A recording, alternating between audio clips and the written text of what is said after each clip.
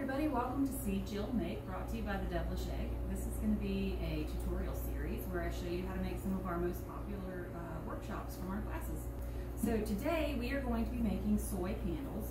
If you have one of our fantastic kits, great. You will have all of the things that you see in front of you. If you don't have one of these, go over to thedevilishegg.com and pick one up in our shop, and we will be happy to mail one right out to you.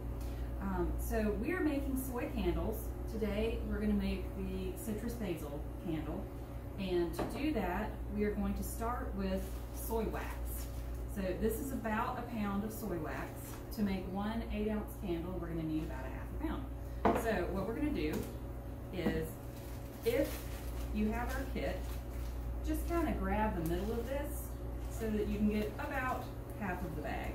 It really doesn't make a huge difference if it's exact or not. So once you've done that, you're going to dump it into your pour pot. This is a pour pot. They make much larger ones for this craft. You really just need this little one because we're not making a whole lot. If you turn out that you love candle making, you may want to invest in a larger one. So this one's perfect for this project. So we're going to pour about half of our wax into our pour pot, and then we're going to set this on our double boiler. If you have our kit, you will have the directions for how to make your own double boiler.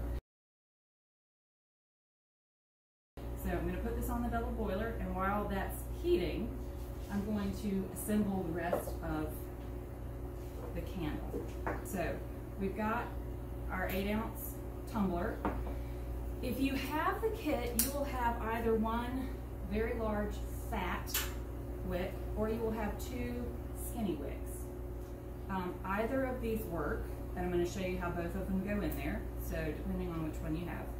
So this is a wick clip. It does exactly what it says. It clips your wick in. So you just basically press that down in there until it sticks.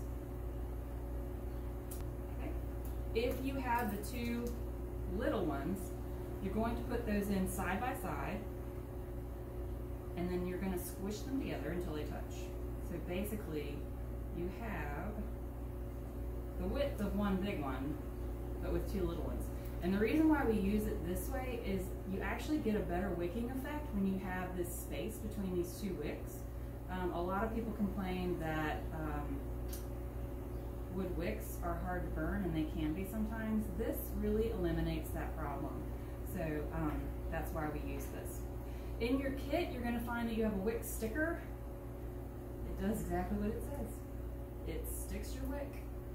So you're going to peel 1/2 off, put it on the bottom of your wick clip, pull the other half off, and you're going to press that down into the center. That is going to hold your wick in place when you pour the hot wax. Now, it's important that you use an actual wick clip that's made specifically for candle making, because the adhesive is designed to be able to stand up to the heat of the wax that you're pouring in there. If you just use a regular adhesive, it's going to let go, and then your wick's going to start floating, which you don't want. All right, so now we've got that all set up, we are ready to get on with the candle making. So over here, I already have set up my preheated wax. So you can see inside here it's liquid now. So you should have a stir stick like this. What you're going to do is you're going to take the temperature of your wax. If you have the kit, you'll have one of these candy thermometers. I have an infrared thermometer because it's faster and it's easier, but it's also a lot more expensive. So if this is something that you're going to do on a long-term basis, you might want to invest in one of these. They're not terribly expensive. It's just, you know, for a novice kind of thing, the candy thermometer works great. So you're going to heat your wax up until it's 180 degrees. So right now I'm getting 187 on this, which means that it's about ready. So if you have the kit, you're going to have your fragrance oil. This is a 15 milliliter bottle of fragrance oil, which works out to be about a ½ ounce. The standard rule of thumb with fragrance load is what they call it. The amount of fragrance to wax is usually about 1 ounce to a pound. Now it can vary depending on what, kind of how much throw you want it to have, which means how much it's going to smell in the room and so on. But the rule of thumb is about 1 to 1. So if you have the kit, you're just going to take your fragrance oil. If you have a little dropper top on that, you can take it out because you just don't want to wait for 1,000 drops to come out. You're going to pour the entire contents of that into your wax. And we're going to basically put that back on the heat for just a couple of minutes because we want the wax and the fragrance to bond with each other. So they need a little bit of time to do that, and they need to do it at the correct temperature, which is 180 degrees. So once we've let that happen, we are going to pour. All right, welcome back, friends. We have melted all of our soy wax, and we have cooked it at 180 degrees for 5 minutes, and now we have let it cool to 125 degrees. Once your wax has cooled to 125 degrees, you are going to pour the majority, but not all of it, into your tumbler.